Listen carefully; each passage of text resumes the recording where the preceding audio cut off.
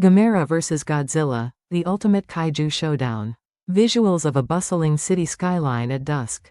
People fill the streets, unaware of the impending chaos. Suddenly, the ground shakes. Quick cuts of Godzilla's massive silhouette rising from the ocean depths and Gamera soaring through the clouds. The music intensifies as both titans prepare for battle. Hey everyone, have you ever wondered what would happen if two of the most legendary monsters went head-to-head? That's right, today we're diving into the epic clash between Godzilla and Gamera. Get comfy, grab some snacks, and let's get into it. So, let's talk about giant monsters, or as they're known in Japan, Kaiju. These colossal creatures have been smashing cities and battling each other on the big screen for decades, capturing our imaginations along the way. But there's one matchup that fans have debated over and over. Who would win in a battle between Godzilla, the king of the monsters, and Gamera, the guardian of the universe? It's a question that's been floating around for years, and today we're going to break it all down. We'll look at their origins, powers, weaknesses, and even imagine how a showdown might play out. Ready? Let's go. First things first, let's dive into where these two titans came from, both in their stories and in real life.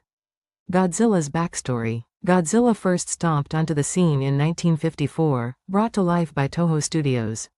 Created as a metaphor for the horrors of nuclear warfare, remember, this was just after World War II. Godzilla was a prehistoric sea creature awakened and mutated by nuclear radiation. In his debut, he was a force of destruction, embodying the fears of nuclear annihilation. Over the years, Godzilla's role has evolved. He's been a villain, an anti-hero, and even a savior of Earth, battling other giant monsters to protect humanity. Talk about character development. From being a symbol of destruction to a defender against greater threats, Godzilla has worn many hats, or should I say, crowns? Gamera's backstory. Now, let's talk about Gamera. He was introduced in 1965 by Daiei Film as a response to the popularity of Godzilla. Gamera emerged as a prehistoric creature awakened by, you guessed it, nuclear explosions. Initially portrayed as a threat to humanity, his character quickly shifted. By his second film, Gamera became known as the friend of all children. He transformed into a guardian figure, often going out of his way to protect the innocent from other monstrous threats. In later iterations, his backstory was expanded to make him an ancient bioengineered guardian created by the lost civilization of Atlantis. Pretty cool, right? Alright, now let's get into what these guys can actually do. Spoiler. It's a lot. Godzilla's arsenal. Godzilla is packed with some seriously devastating abilities. His most famous power is his atomic breath, a powerful radioactive beam he fires from his mouth. This attack can obliterate buildings, other monsters, you name it. He also has incredible superhuman strength and durability. Conventional weapons like missiles and tanks? They barely tickle him. In some films, he's shown to have a nuclear pulse, emitting a shockwave of nuclear energy from his body to repel enemies. And let's not forget, Godzilla is an expert in both land and sea combat. He's amphibious, meaning he can surprise his foes by emerging from the depths or stomping across continents. Gamera's arsenal. Gamera brings his own unique set of skills to the table. Perhaps his most distinctive ability is flight. That's right, this giant turtle can fly. He pulls his arms, legs, and head into his shell and fires jets from the openings, spinning around like a flying saucer. He also wields plasma fireballs, which he shoots from his mouth. These aren't your average fireballs, they pack a serious punch and have taken down many foes. Gamera has a regenerative healing factor too. He can recover from injuries that would be fatal to others. Plus, in some films, he has mystical abilities, like absorbing and manipulating energy, and even forming a psychic bond with humans. Size and looks can play a big role in a battle of this scale. So let's size them up. Godzilla. Godzilla's appearance has evolved over the years, but he consistently looks like a massive, bipedal reptilian creature. He has rough, scaly skin, a powerful tail, and those iconic dorsal plates along his back that glow when he's about to unleash his atomic breath. His height varies depending on the film, ranging from about 50 meters, 164 feet, in the early movies to over 120 meters, 394 feet, in the more recent ones. Regardless of the exact size, he's always an imposing figure. Gamera. Gamera, on the other hand, is a gigantic, fire-breathing turtle, because why not? He typically walks on all fours but can also stand on his hind legs. He has a massive shell that's not just for protection but also aids in his flight. His size also changes across films but usually hovers around 80 meters, 262 feet, tall in the Heisei-era movies. He sports tusks on his lower jaw and sharp claws, adding to his fearsome appearance. Even giant monsters have friends and foes. Let's check out their relationships. Godzilla's relationships. Godzilla has encountered numerous other kaiju over the years. On the ally side, there's Mothra, a giant moth goddess who often teams up with him against bigger threats. Rodan, a massive pteranodon-like creature, has been both ally and enemy. His list of enemies is even longer. King Ghidorah, the three-headed space dragon, is perhaps his most notorious rival. They've clashed multiple times, with Earth often hanging in the balance. There's also Mechagodzilla, a robotic doppelganger equipped with an arsenal designed specifically to take Godzilla down. Gamera's relationships. Gamera's connections are a bit different. He often forms a bond with humans, especially children. This connection sometimes gives him the extra motivation to defeat his enemies.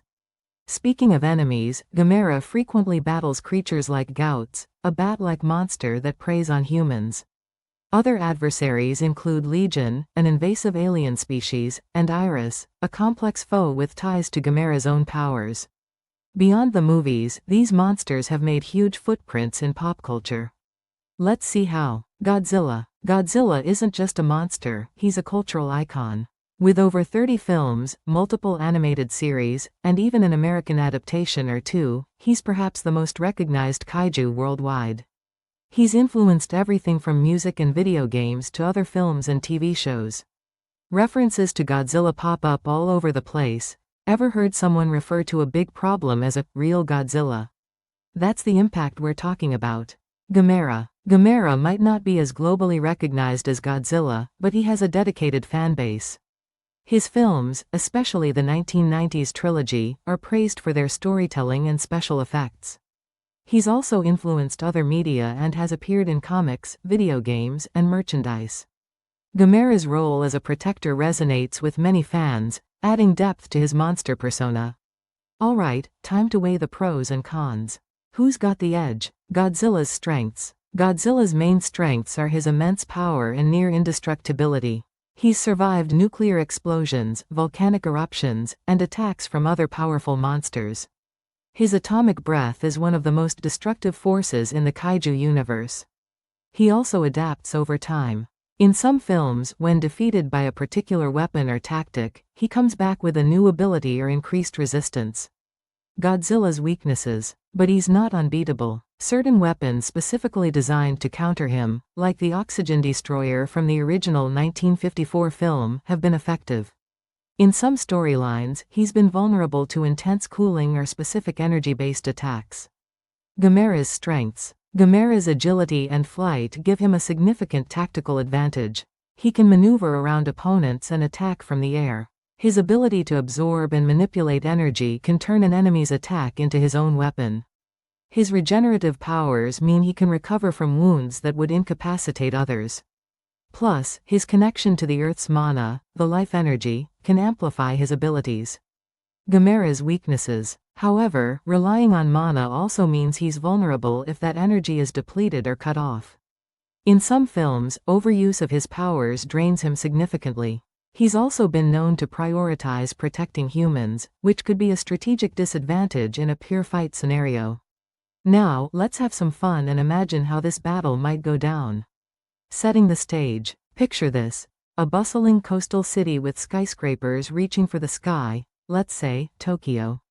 The perfect playground for a kaiju showdown. Godzilla emerges from the ocean, his massive form causing waves that crash over the docks. Alarms blare as citizens scramble. High above, Gamera soars through the clouds. Sensing the disturbance and the potential threat to humanity, he sets his sights on Godzilla. Battle breakdown. First encounter and initial attacks.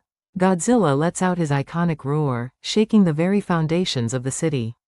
Gamera responds with a roar of his own, circling above. Without much warning, Gamera dives in, launching a plasma fireball. It slams into Godzilla, causing him to stagger. Godzilla, unfazed, charges up his dorsal plates and unleashes his atomic breath. Gamera barely dodges, the beam grazing his shell and slicing through a building behind him. Mid-battle strategies and adaptations. The two monsters exchange blows, with Gamera using his flight to strike from different angles. He fires another plasma fireball, this time hitting Godzilla square in the chest. Godzilla, realizing he's dealing with a mobile opponent, starts using his tail to swat at Gamera when he flies in close. One lucky swing catches Gamera, sending him crashing into the ground. But Gamera isn't down for long. Drawing energy from the earth, he gets back up, his wounds healing. He decides to change tactics, spinning rapidly in his shell and launching himself at Godzilla like a giant buzzsaw. Climactic final moves. The impact knocks both monsters back. Godzilla, seeing an opening, begins to charge a massive atomic blast. Gamera, sensing the danger, gathers all his remaining energy into a supercharged plasma ball. They release their attacks simultaneously. The two energy beams collide in midair, creating a massive explosion that lights up the sky. The shockwave levels nearby buildings. As the dust settles, both titans are still standing but visibly weakened. They stare each other down. Perhaps realizing the stalemate and the destruction around them, they both slowly retreat, Godzilla back into the ocean, and Gamera into the sky. Let's see what some kaiju enthusiasts and experts think about this epic matchup. Kaiju analysts. Many film critics and scholars have weighed in on this debate. Some argue that Godzilla's sheer power and resilience give him the upper hand. Others point out that Gamera's agility and varied abilities could level the playing field. Author Steve Ryfle, known for his work on Godzilla, suggests that while Godzilla might have the advantage in raw power, Gamera's strategic fighting style shouldn't be underestimated. Fan perspectives. We ran a poll in the kaiju community, and the results were surprisingly close. 52% of fans think Godzilla would win, while 48% are rooting for Gamera. Fans bring up great points on both sides: Godzilla's nuclear origin and raw strength versus Gamera's agility and protective instincts. There's a ton of fan-made content out there too, artwork, stories, even animated shorts, depicting how they think the battle would go. It's clear that this is a passionate topic for many. Have these two ever crossed paths on screen? Let's find out. Cinematic crossovers. Officially, Godzilla and Gamera haven't appeared together in any movies, probably due to different studios owning the characters. But there have been nods and Easter eggs. For instance, in Gamera, Guardian of the Universe, a character mentions monster attacks in New York, which could be a subtle reference to Godzilla. Fans have long dreamed of an official crossover. Until then, we have plenty of fan-made films and comics that explore this epic battle. Potential for future films. With the resurgence of kaiju films in Hollywood and Japan, and successful crossovers like Godzilla vs. Kong, the possibility isn't entirely off the table. Who knows, maybe someday the studios will team up to make fans' dreams come true. Alright, time to answer the big question: who would win? Summarizing the evidence. Godzilla brings overwhelming power, deadly atomic attacks, and immense durability. Gamera offers agility, flight, energy manipulation, and a strong protective instinct. Both have defeated formidable enemies and have come back from seemingly impossible situations. Their strengths and weaknesses often balance each other out. Final judgment. In the end, it's tough to declare a definitive winner. It could come down to factors like the environment, the versions of the characters, or even the specific storyline. But maybe the real answer is that the battle itself is what's most exciting, the clash of two iconic titans.